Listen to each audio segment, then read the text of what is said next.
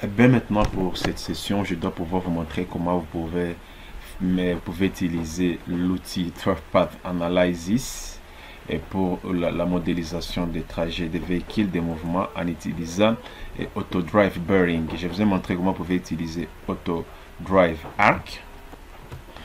Et cette option très importante et très importante, il est le plus utilisé ici parce que lui, il est un peu précis avec plus de précision en fonction de la géométrie de votre terrain.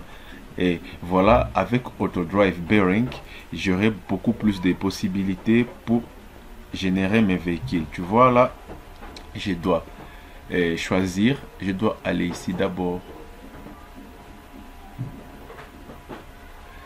Voilà, US Vehicles, je vais voir le véhicule que j'ai déjà utilisé, je vais prendre ça. Ouais, non, je vais prendre ça, Brass Design, ok. Et je vais aller ici, vous voyez, Autodesk Bearing. Et là maintenant, qu'est-ce que moi je vais faire? Je vais montrer comment vous pouvez passer, quitter de là, passer par ici. Donc à partir de là, je vais comme ça et puis je vais rentrer pour aller me poser ici. Alors tu vois, avec AutoDrive Arc, c'est très compliqué du fait que ça va un peu créer un peu de désordre et un peu d'imprécision. Pendant qu'avec Bearing, parce que là c'est avec des angles de courbure qui sont précises et définis, ça vous donne une facilité, une précision pour pouvoir faire votre suivi et des tracés des mouvements des véhicules, comment va se comporter par rapport à ces trajets ici. Et qu'est-ce que moi je vais faire? Je dois aller là. Voilà. Je dois changer.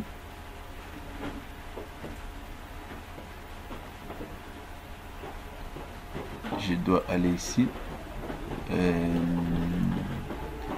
Voilà, là. Ici. Et je vais là. Je mets par défaut. Ok. Et je vais aller ici. J'ai ça. Et arrivé là, tu vois, ici, je clique sur OK. Tu vois directement ici. Et je dois procéder. Quand je vais cliquer sur procéder, tu vois avec ici, ça va me donner de nombreuses possibilités. Dans ce cas là, je dois par exemple ici, je peux spécifier l'angle. Si je spécifie un angle, tu vois directement, vous voyez la différence qui est là. Avec l'angle de 90 degrés, directement, je peux passer comme ça sans obstacle. Tu vois qu'avec arc, ça pourrait vraiment m'embrayer beaucoup. Si je mets par exemple 45 degrés, vous allez voir,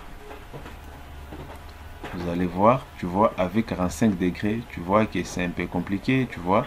Et quand je mets par exemple 60 degrés, tu vois, et ici je mets 20, tu vois, alors ici je mets 90 et vous voyez directement ce que ça me donne, comment mon véhicule va passer.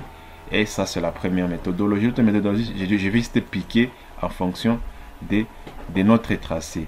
Je suis là, mais je vais arriver directement ici.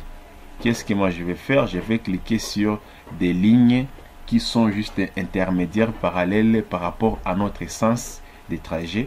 Et quand je clique là-bas, tu vois ce que ça me donne. Tu vois un peu ce que ça donne ici. Et voilà. Je clique là. Maintenant, pour entrer ici, tu vois que le manœuvre ici va me compliquer. Qu'est-ce que je vais faire? Je vais piquer seulement ici. Piquer un alignement. Je vais là. Je clique là. Et tu vois, directement, je me pose ici. Voilà comment le manœuvre va se faire. Alors que par rapport à arc, pour faire ces manœuvres ici, ça devrait vraiment être très coûteux et nous prendre beaucoup plus de temps. Ça, c'est la première méthodologie. Et autre chose, ici, par exemple, c'est ça mon parking. Voilà le parking. Le véhicule va quitter là et il va passer ici. Et pour faire un manœuvre arrière, pour pouvoir se poser ici. C'est là où il doit se placer. Comment je vais procéder? je dois aller ici. Et library. Et à partir de là, je dois définir encore une fois le véhicule. Voilà. Je peux prendre ça. Je peux définir ça. Le web, moi je prends toujours ces véhicules ici. Pour ce qui est des trailers. Et puis je vais mettre ça par défaut. Je vais cliquer sur OK. Et à partir de là, je dois aller auto drive bearing. Je vais aller là.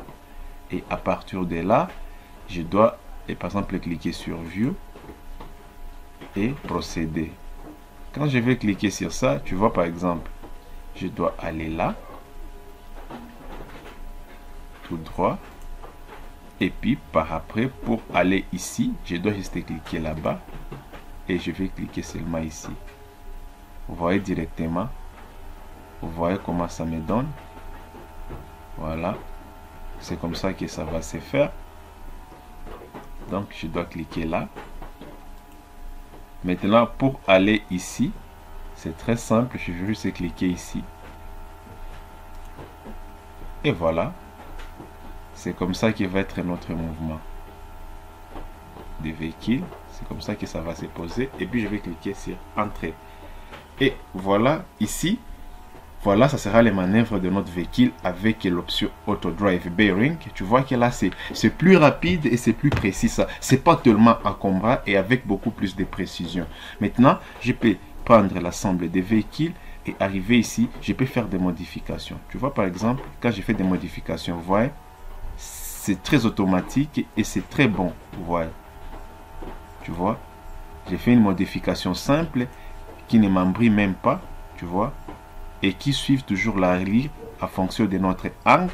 Et par après, ça aussi ici, je peux le déplacer, je peux le mettre ici, ouais, je peux le déplacer là, et ainsi de suite. Il vous donne des outils de modification, tu vois, par exemple ici, je peux cliquer ici, pour faire notre modification, je peux aller là, par exemple, ici, tu vois. Par exemple, je vais faire une modification comme ça. Vous voyez? Et ainsi de suite. Et là, j'ai fait des modifications. Tu vois que c'est très bien. Maintenant, la prochaine vidéo, je dois maintenant vous montrer comment maintenant vous pouvez éditer ces trajets ici, des manœuvres, des mouvements des véhicules et en groupe. Comment vous pouvez les modifier. Quant à moi, je vous dis merci et on se retrouve à la prochaine vidéo.